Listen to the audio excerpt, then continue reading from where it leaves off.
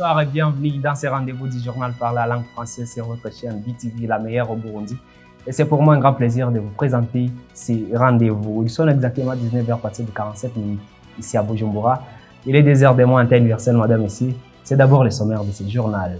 La carence des devises ainsi que les retards sur les commandes et aussi l'acheminement vers les pays sont les principales causes de la pénurie actuelle du carburant. Vous allez suivre beaucoup plus ce qui a été dit par la ministre en charge du commerce dans ses attributions. Et aussi, la vie des motards s'empire du jour au lendemain à cause de la délimitation des endroits qui ne doivent pas dépasser. Vous allez suivre beaucoup plus dans ce journal, madame, ici. C'est tout pour le sommaire. Bienvenue si vous nous rejoignez. Bienvenue si vous nous rejoignez. Comme je le disais tantôt dans les sommaires, la carence des devises ainsi que les retards des commandes et l'acheminement des devises vers les pays sont les principales causes de cette pénurie du carburant. Cela a été signalé par la ministre en charge du commerce et dans ses attributions, madame Marie-Chantal Nijimbele, dans ce reportage de Loris Ndongodi. La pénurie du carburant qui étouffe actuellement le Burundi est principalement causée par la carence de devises, mais aussi le retard sur les commandes et l'acheminement vers le pays par les exportateurs. Cela a été signalé par le ministre ayant en charge le commerce, Marie-Chantal Nijimbele, qui était l'invité au sein de l'Assemblée générale ce lundi 11 décembre 2023.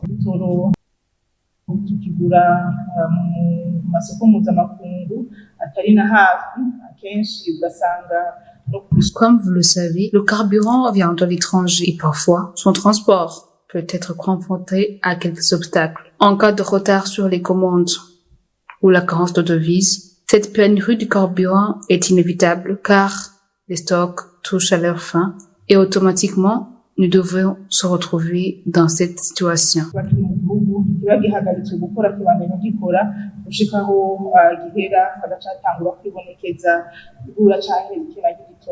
La ministre a aussi démenti les informations selon lesquelles le carburant qui entre au Burundi serait de mauvaise qualité.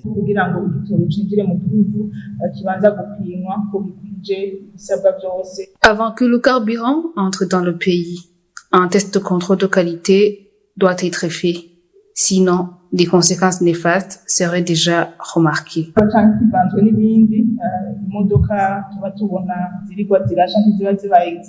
Vous saurez que, depuis le début de cette pénurie du carburant, les prix des marchandises ainsi que celui du transport montent du jour au jour. Et la vie des motards s'empire du jour au lendemain à cause de la délimitation des endroits qu'ils ne doivent pas dépasser pour continuer à travailler et pour aussi s'approvisionner en carburant ici en mairie de Bujumbura. C'est le reportage de Igiraneza Bernis.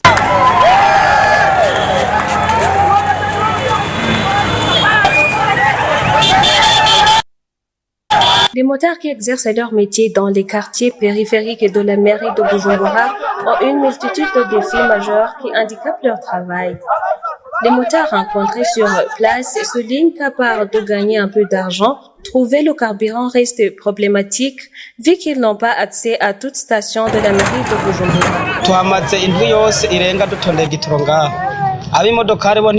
On vient de passer toute une semaine ici sur les files d'attente. Ceux qui ont des voitures non plus ne travaillent pas. Nous, on passe environ un mois ici en cherchant du carburant, mais en vain. Nos familles vont mourir de faim et on n'y peut rien.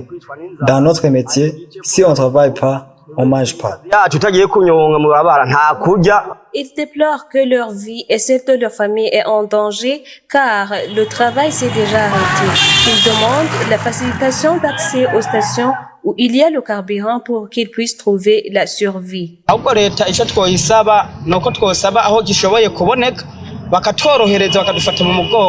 On demande à l'État de nous laisser chercher le carburant dans les stations qui en ont en mairie de Bujumbura. S'il en manque dans nos zones de travail, et puis ensuite on revient.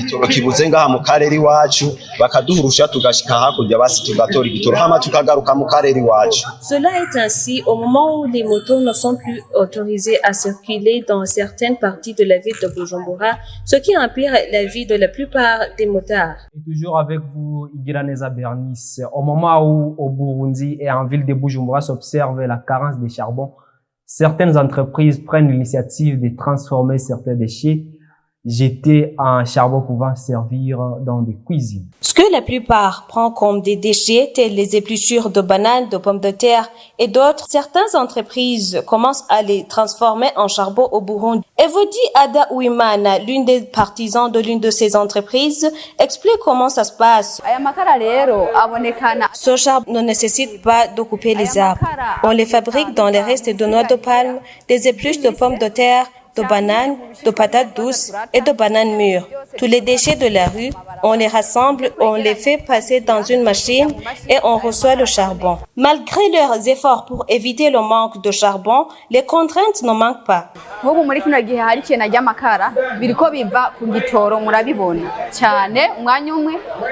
À cause du manque de carburant, ça devient difficile pour nous de travailler car les machines ne fonctionnent pas. Maintenant, on a même commencé de renvoyer certains employés à cause de ce problème car il n'y a pas beaucoup à faire. Le manque de moyens pour acheter les matières premières est aussi un problème. Si on en avait, on n'aurait aucun problème.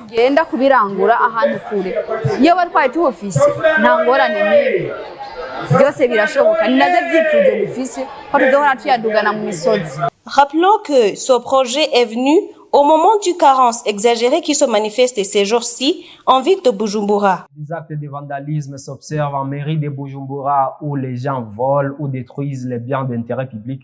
Et pourtant, ces biens sont achetés avec l'argent des contribuables pour servir à la communauté. Patrick Atangiman. En mairie de Bujumbura, à part la responsabilité du gouvernement de maintenir la ville propre et d'éviter les accidents, par exemple, le remplacement des feux rouges en panne, il vient encore la responsabilité des citoyens de Bujumbura de protéger les biens publics. Cependant, partout où nous avons passé à mairie de Bujumbura, se remarque des mauvaises habitudes des gens qui détruisent les biens publics qui sont là pour leurs propres intérêts. Cela consiste au vol des couvercles des poubelles publiques ainsi que d'autres biens publics à métal qui sont volés pour être vendus, des automobilistes qui percutent les poteaux électriques, ici des lampes qui illuminent la ville, y compris ces mêmes automobilistes.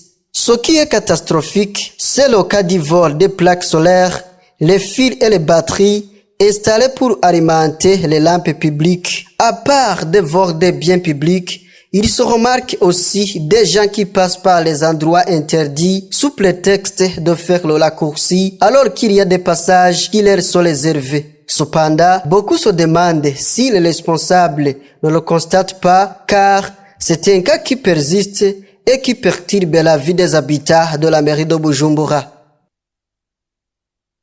De PSG Show. Le sponsor de ce soir est la compagnie de OneXBet. Rejoignez la meilleure promo de cette saison et gagnez des prix exclusifs.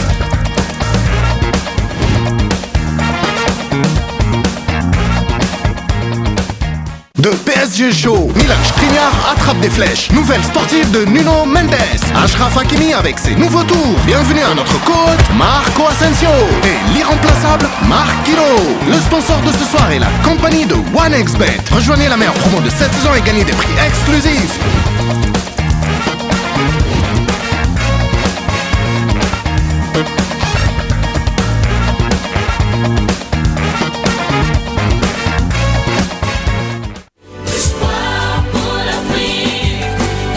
L'Université Espoir d'Afrique, la meilleure au Burundi, chaque jour fait de l'excellence en vous garantissant un enseignement à la hauteur de vos attentes. L'UEA est doté de 3 campus, l'un en Kagara-Tartu 2 au boulevard Monseigneur Buchonyori, numéro 73, l'autre à Gishingano et le campus Espoir de Gitega qui se trouve à la capitale politique du Burundi, précisément à la colline Mugoboka sur la route Gitega-Mwaro. Dans le but de vous offrir un encadrement d'exception, nous vous laissons le libre choix entre ces différentes filières. Dans le programme de baccalauréat, nous avons la faculté des lettres et sciences avec 4 départements, la faculté de l'éducation avec plusieurs options, la faculté des affaires et des sciences professionnelles avec 3 départements, la faculté de l'ingénierie et de technologie avec 3 départements, la faculté des sciences et la santé avec 7 départements, la faculté de médecine avec 2 options, médecine générale et chirurgie dentaire. Pour ceux qui n'ont pas eu la chance de réussir à l'examen d'État, le programme professionnel sont disponibles à Europe. Ne vous lamentez pas si vous voulez continuer vos études post-universitaires. Le master est à votre disposition avec 7 programmes. Des outils à la pointe de la technologie, une bibliothèque avec un fonds documentaire actualisé, des laboratoires bien équipés sont une réalité. Ici, nous notons le département de la santé où, à part le laboratoire de médecine, les Skills Lab et autres, nous avons des hôpitaux qui servent de terrain et de pratique. Sans doute, vous connaissez l'hôpital Espoir de Kibouye et la clinique Van Norman. La radio Voix d'Espoir et du Mécha est là pour le département de communication et bien des locaux répondant aux normes et standards internationaux. Pas de panique pour ceux qui veulent vivre à l'internat de l'UEA. N'hésitez pas, réussir c'est oser. Alors, osez, nous allons vous aider à réaliser vos rêves ensemble et faire une Afrique et un monde meilleur. Le début de l'année académique est fixé au mois de janvier 2024. Avec l'Université Espoir d'Afrique, aller de la conception à la réalisation. L'Université Espoir d'Afrique face aux réalités africaines. Welcome to Pop Africa. Pop Africa. Welcome to Pop Africa. Et avec vous, Elvis Mounianeza, dans quasiment 2 minutes, ce qui se passe en dehors du Burundi, l'actualité internationale. Au Cameroun, les files d'attente s'allongent devant les stations de service pour des automobilistes en quête du carburant. Le gouvernement invoque des problèmes logistiques pour justifier cette situation et a promis un retour à la normale ce mardi. Mais la pénurie perdure, portant un sérieux coup à l'activité économique en cette veille de fête de fin d'année. Certaines stations de service ont opté pour le rationnement des quantités, pas plus de 5 litres pour les motos et 10 litres pour les véhicules. En Ukraine, une attaque nocturne de missiles russes a frappé Kiev tôt mercredi, blessant une 50aine de personnes selon les autorités. Il s'agit de la 2e attaque contre la capitale ukrainienne en une semaine. Le président ukrainien s'est envolé ce mercredi 13 décembre à Bruxelles.